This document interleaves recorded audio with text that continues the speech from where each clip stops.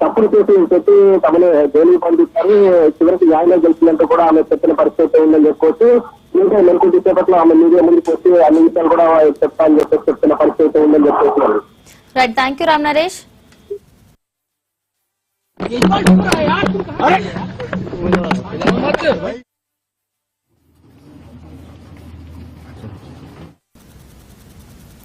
Delhi excise policy కేసులో కీలక పరిణామం చోటు చేసుకుంది. ఆమ్ ఆద్మీ పార్టీ జాతీయ కన్వీనర్, ఢిల్లీ మాజీ ముఖ్యమంత్రి అరవింద్ కేజ్రీవాల్ ను ఈ కేసు నుంచి డిశ్చార్జ్ చేస్తూ రౌస్ అవెన్యూ కోర్టు ఇవాళ కీలక తీర్పు వెలువరించింది.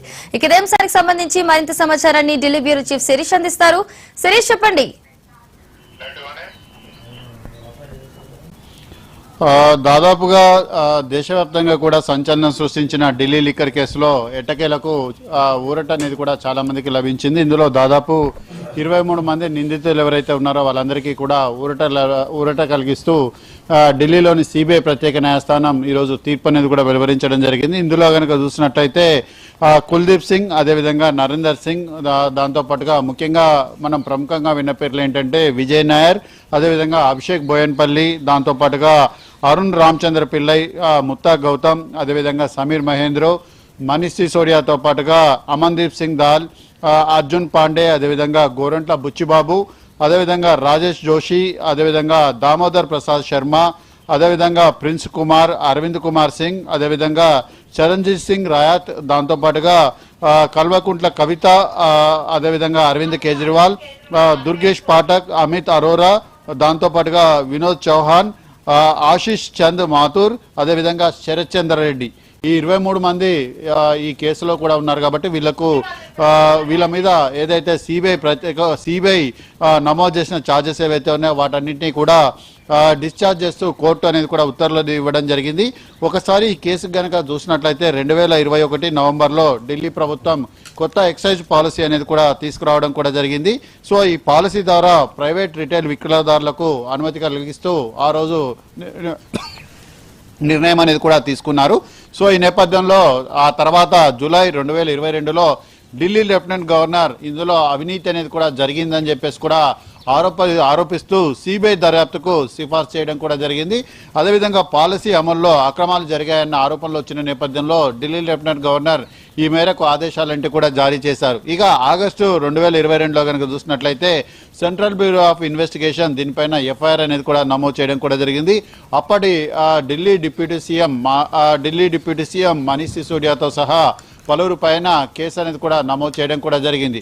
దాంతోపాటుగా సెప్టెంబర్ 2022లో ఎన్ఫోర్స్మెంట్ డైరెక్టరేట్ మనీ లాండరింగ్ ఉల్లంఘన అనేది కూడా జరిగిందని చెప్పేసి కూడా ఈడీ కేసు అనేది కూడా నమోదు చేయడం కూడా జరిగింది. దీంతో పలువురికి సంబంధించిన నివాసాలపై దాడులు చేయడంతో పాటు పలువురిని అరెస్ట్ చేయడం కూడా జరిగింది.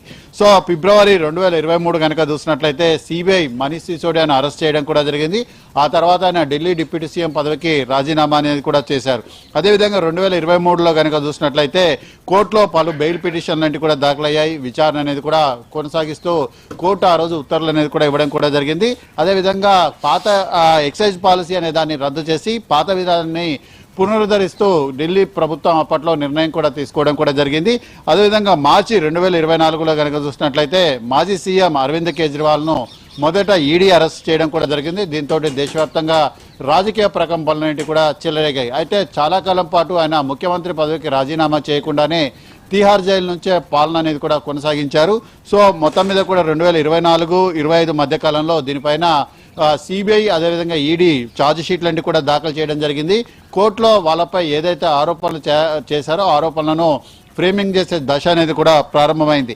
అయితే తాజా పరిణామం కనుక చూసినట్లయితే ఢిల్లీలోని రోజ్ అవెన్యూ కోర్టు ప్రత్యేక న్యాయమూర్తి జితేందర్ సింగ్ కీలక తీర్పు అనేది కూడా ఇవ్వడం జరిగింది.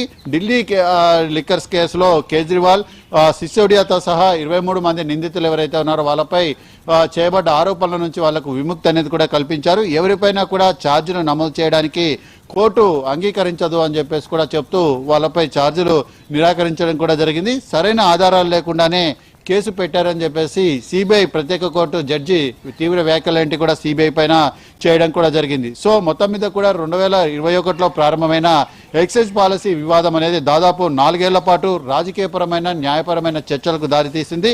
తాజా తీర్పుతోటి సిబిఐ కేసులో నిందితులందరికీ కూడా పెద్ద ఊరట అనేది కూడా లభించింది.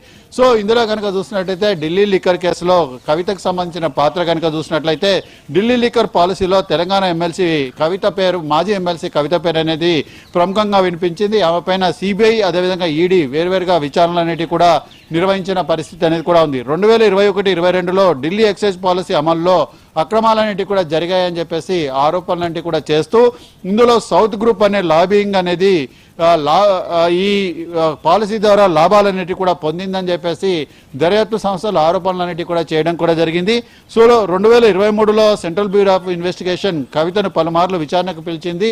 సో ఢిల్లీ ఇటు హైదరాబాద్లోని ఆమె నివాసంలో కూడా పలుమార్లు విచారణలన్నిటి కూడా చేసింది. ఆ తర్వాత హైదరాబాద్, ఢిల్లీలోని ఆమె నివాసాల్లో పలుసార్లు ఈడీ దాడులన్నిటి కూడా నిర్వహించిన పరిస్థితి అనేది కూడా ఉంది. అయితే ఎన్ఫోర్స్మెంట్ డైరెక్టరేట్ మార్చి 2024లో మాజీ ఎమ్మెల్సీ కవితను అరెస్ట్ చేయడం కూడా జరిగింది. ఆమె పైన మనీ లాండరింగ్ కింద ఆరోపణల కింద కేసు అనేది కూడా నమోదు చేయడం కూడా జరిగింది. సో మొత్తం మీద కూడా ఆ తర్వాత కవిత బెయిల్ కోసం పలు పిటిషన్లన్నింటి కూడా దాఖలు చేశారు. కోర్టులో ఆరోపణలు, కౌంటర్ వాదనలన్నింటి కూడా జరిగాయి. చివరికి సిబిఐ, ఈడీ వేర్వేరు ఛార్జ్ షీట్ లాంటివి కూడా సబ్మిట్ చేయడం కూడా జరిగింది. అయితే ఢిల్లీ రౌజ్ అవెన్యూ కోర్టులో ఈ కేసు అనేది ప్రస్తుతం విచారణ దశలోనే కూడా ఉంది. సో ఈ నేపథ్యంలో ఇటు అరవింద్ కేజ్రీవాల్తో సహా 23 మంది పైన ఆరోపణలన్నిటి కూడా డిశ్చార్జ్ చేసింది.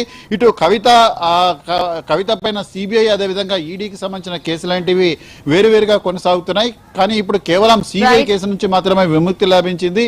ఈడీకి సంబంధించిన ఫ్రేమింగ్స్ అనేటివి కూడా, ఛార్జెస్ అనేటివి కూడా ఇంకా కొనసాగుతూనే ఉన్నాయి. సో మొత్తం మీద కూడా ఇటు ఈడీకి సంబంధించి ఇంకా త్వరలోనే ఈ ఈడీకి సంబంధించిన విచారణ అనేది కూడా జరిగే అవకాశం ఉంది. ఈడీ కోర్టు అంటే ఇదే సిబిఐ ప్రత్యేక కోర్టులో ఈడీ ఏదైతే వీళ్ళ మీద ఛార్జెస్ ఏదైతే ఫ్రేమ్ చేసిందో దానికి సంబంధించి కోర్టు నిర్ణయాన్ని కూడా వెలువరించే అవకాశం కూడా ఉంది. Thank you Sirish.